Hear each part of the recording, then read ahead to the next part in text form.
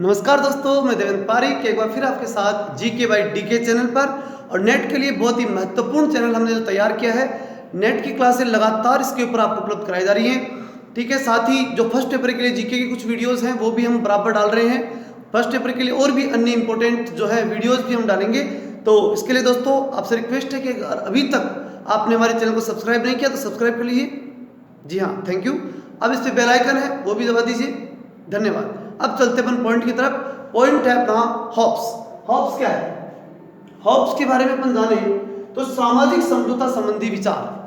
Hobbs के दो विचार आज हम पढ़ेंगे, एक सामाजिक समझौते संबंधी विचार, एक संप्रभुता संबंधी विचार। तो देखिए, सबसे पहले राज्य की उत्पत्ति का आधार समझौता था।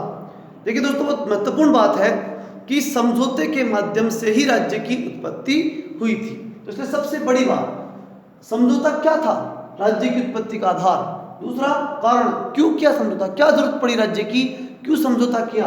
तो प्राकृतिक अवस्था के कष्टों से मुक्ति लेने के लिए और आत्मरक्षा, जो कि उस समय की सबसे बड़ा कष्ट था कि हर व्यक्ति को उसकी आत्मरक्षा की चिंता थी, उन सब से निजात पाने के लिए उसको समझौता करना पड़ा और राज्य की स्थापना करनी पड़ी, जिससे कि उसकी सारी समस्याएं दूर हो सके, आत्मरक्षा हो सके। अगली चीज, क्या प्रोसेस अपनाई समझौता करने के लिए? प्रोसेस क्या थी? तो प्रोसेस ये थी कि जो प्राकृतिक अवस्था के लोग थे, जो कष्टों से घिरे हुए थे, वो सब इकट्ठे हुए। उनमें से किसी एक व्यक्ति ने कहा कि मैं अपने सारे अधिकार किसी व्यक्ति विशेष को देने के लिए तैयार हूँ। ठीक है, व्यक्ति विशेष को देने के लिए तैयार हूँ या संस्था विशेष को देने के लिए तैयार हूँ, यदि आप लोग भी ऐसा करें। ठीक है, सबने स्वीकार कर लिया और सबने सारे पावर किसको दे दिए? उस व्यक्ति विशेष और संस्था विशेष को दे दिए, जिसे हम राज्य या शासक कहते हैं। चलते हैं आगे। प्रकृति, समझौते की प्रकृति क्या थी? हॉब्स के समझौते की प्रकृति, नेचर क्या था? स्थायित्व। उसका मानना था कि समझौता स्थायी रहेगा, अर्थात समझौता जो है वो फिर से नहीं होगा। अर्थात इसमें सबसे इंपॉर्टेंट बात यह है कि समझौता तोड़ने का तात्पर्य था प्राकृतिक अवस्था में पुनः लौट जाना। मतलब अगर समझौता तोड़ा तो समझौता तोड़ने मतलब क्या? वही स्थिति वापस आ गई जहां से चला था मनुष्य। मतलब वही हिंसा, वही अराजकता, वही एक दूसरे को मारना, आत्मरक्षा खत्म, ये सब चीजें वापस आ जाएंगी। इसलिए समझौता परमानेंट ही करना पड़ेगा। फिर दूसरी चीज, समझौते के माध्यम से क्या नागरिक समाज स्थापित होगा? तो निश्चित रूप से। नागरिक कब होता है? जब राजा होता है। तो ये अराजक समाज जो था उसने शासक बनाया, तो निश्चित रूप से क्या बना? नागरिक समाज बना। तो यहां पर ये बन गया नागरिक समाज। अब ये बात आती है कि इस नागरिक समाज की विशेषता क्या थी? तो देखिए, निरंकुश राजतंत्र। क्या राजा निरंकुश नहीं था? सारा पावर दे दिया इसको, तो निरंकुश ही होगा।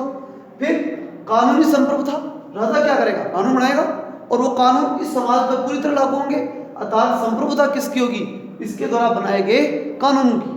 फिर समाज, राज्य, सरकार में अंतर नहीं। क्यों? क्योंकि ये किसके ऊपर है? इस समाज के ऊपर। ये क्या बन गया? राज्य। ये क्या है? शासक। तो इनमें कोई अंतर नहीं, ये इनके ऊपर ही कंट्रोल कर रहा है। तो सब उसने इक्वल माना, उसने समाज को जो है वो राज्य और सरकार से अलग नहीं किया। फिर आत्मरक्षा का अधिकार, सेल्फ प्रिजर्वेशन। देखिए दोस्तों, मैंने पिछले वीडियो में बताया था हॉब्स की सबसे बड़ी चिंता सेल्फ प्रिजर्वेशन थी, इसीलिए हमने उसको व्यक्तिवादी भी कहा।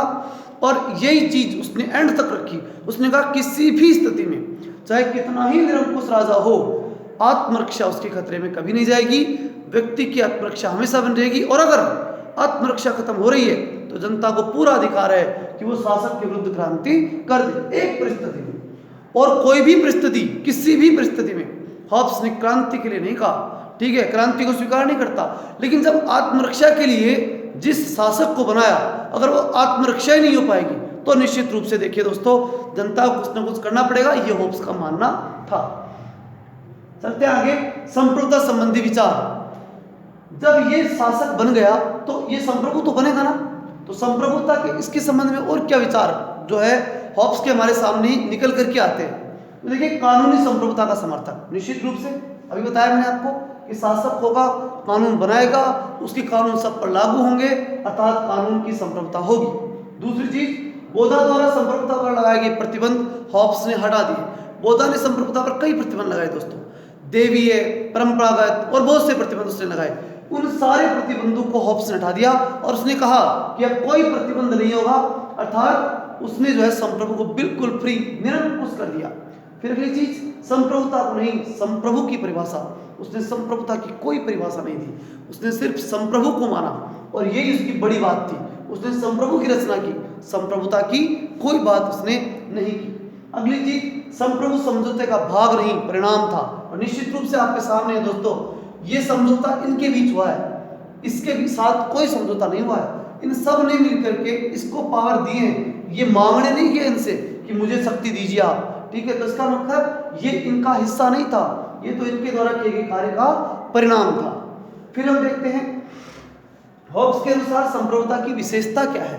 संप्रभु की विशेषता यह है, देखिए, नागरिक समाज का अनिवार्य क्या नहीं हो गया, अनिवार्य निश्चित रूप से हो गया, क्योंकि इसके प्रत्येक आदेश को इनको मानना पड़ता है। अगली चीज, सर्वोच्च और निरंकुश, निश्चित रूप से इनके ऊपर ये सर्वोच्च है, निरंकुश है, अदेय है, अविभाज्य है, ये किसी को दूसरे को अपना पावर नहीं दे सकता, इसकी शक्तियां विभाजित नहीं हो सकती।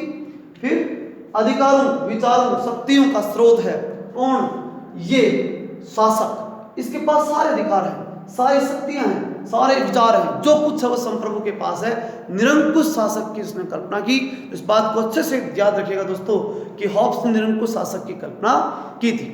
ठीक है दोस्तों, आज के लिए काफ़ी। अगर अभी तक आपने हमारे चैनल को सब्सक्राइब नहीं किया तो सब्सक्राइब करें, अधिक से अधिक दोस्तों के पास शेयर करें, लाइक करें। जय हिंद, जय भारत।